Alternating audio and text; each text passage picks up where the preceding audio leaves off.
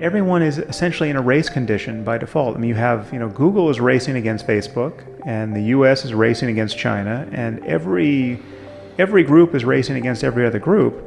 However you want to conceive of groups, this is to be the first one with incredibly powerful narrow AI is to be the next, multi-billion-dollar company. I try to convince people to slow down AI, to regulate AI. This was futile. I tried for years. Nobody listened. I was really going on the warning quite a lot. I was warning everyone I could. You met with Obama, and I met with Congress. I was at a meeting of all 50 governors and talked about just AI danger, and I talked to everyone I could. No one seemed to realize where this was going. They didn't quite understand it, or didn't think it was near term, or not sure what to do about it. It's going to be very tempting to use AI as a weapon. It's going to be very tempting. In fact, it will be used as a weapon. So the on-ramp to serious AI, the danger is going to be more humans using it against each other, I think, most likely. That'll be the danger. Yeah. How far do you think we are from something that can make its own mind up, whether or not something's ethically or morally correct, or whether or not it wants to do something, or whether or not it wants to improve itself, or whether or not it wants to protect itself from people or from other AI? How far away are we from something that's really, truly sentient?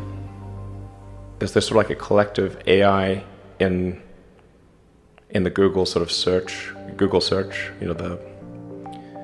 where we're all sort of plugged in as like nodes on the network, like leaves on a big tree.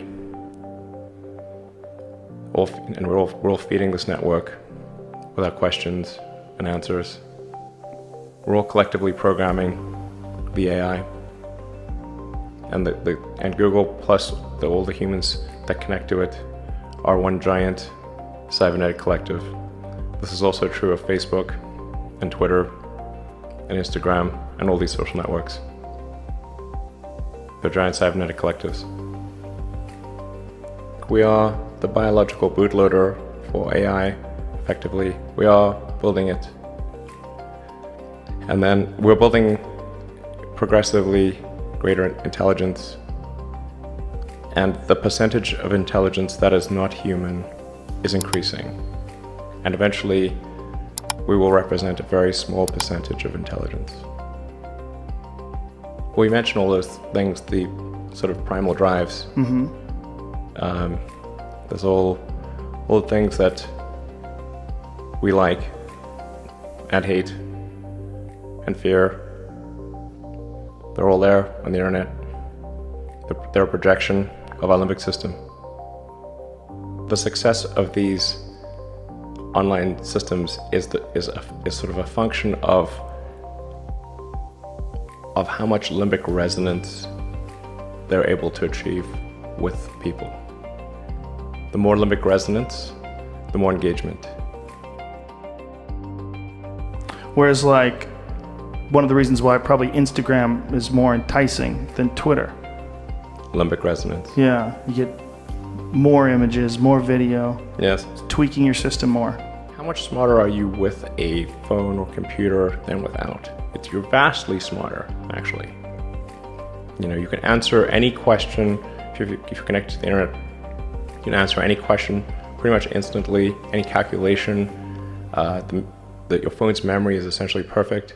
You can remember flawlessly. Your phone can remember videos, pictures, and everything perfectly. Your phone is already an extension of you. You're already a cyborg. Most people don't realize they are already a cyborg. That phone is an extension of yourself. It's just that the the data rate, the rate at which, of the communication rate between you and the cybernetic extension of yourself that is your phone and computer is slow. It's very slow. From a long-term existential standpoint, that's like the purpose of Neuralink, is to create a high bandwidth interface to the brain such that we can be symbiotic with AI.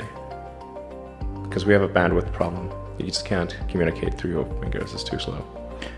You solve the data rate problem, then I think we can hang on to human-machine symbiosis through the long term. And then people may decide that they want to retain their biological self or not. I think they'll probably choose to retain their biological self. People call it the singularity, and that's probably a good way to think about it. It's a singularity. It's hard to predict, like a black hole, what happens past the event horizon. Right. So once it's implemented, it's very different because it will be able to. Once the genie's out of the bottle, what's going to happen? And it will be able to improve itself. Yes. That's where it gets spooky, right? The idea that it can do thousands of years of innovation very, very quickly. Yeah. It could be terrible, and it could be great. It's not clear. Right. But one thing is for sure, we will not control it.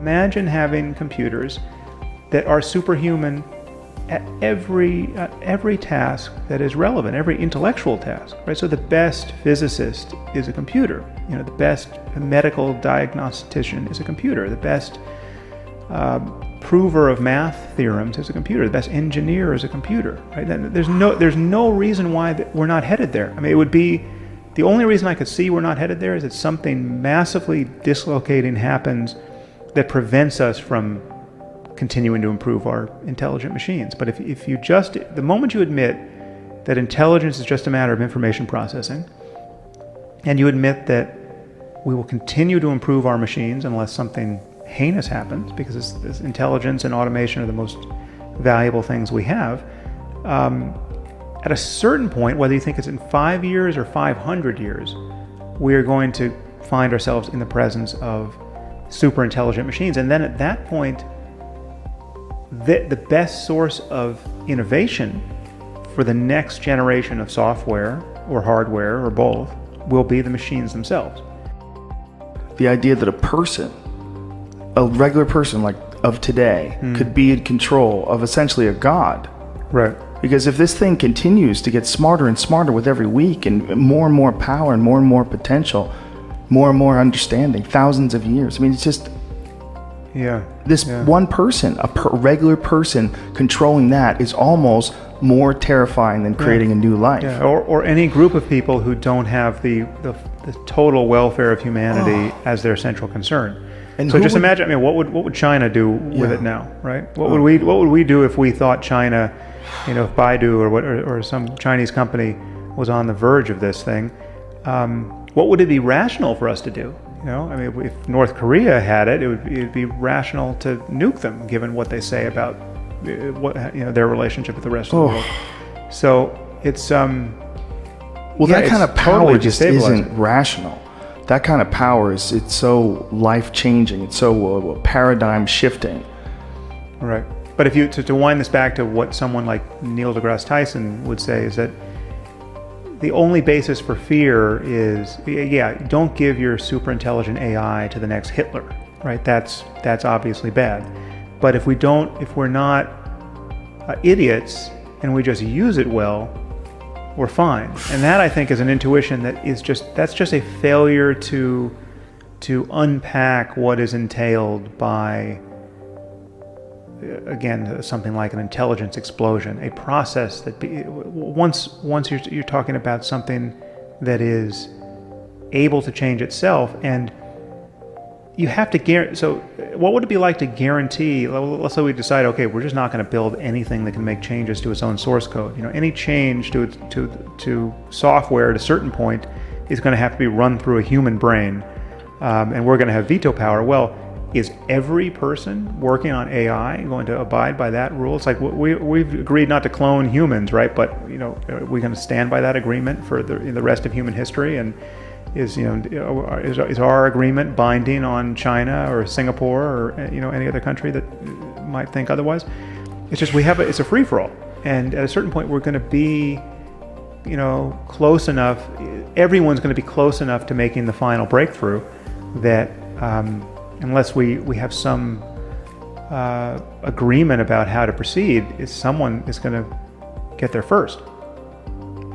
That is a terrifying scenario of the future.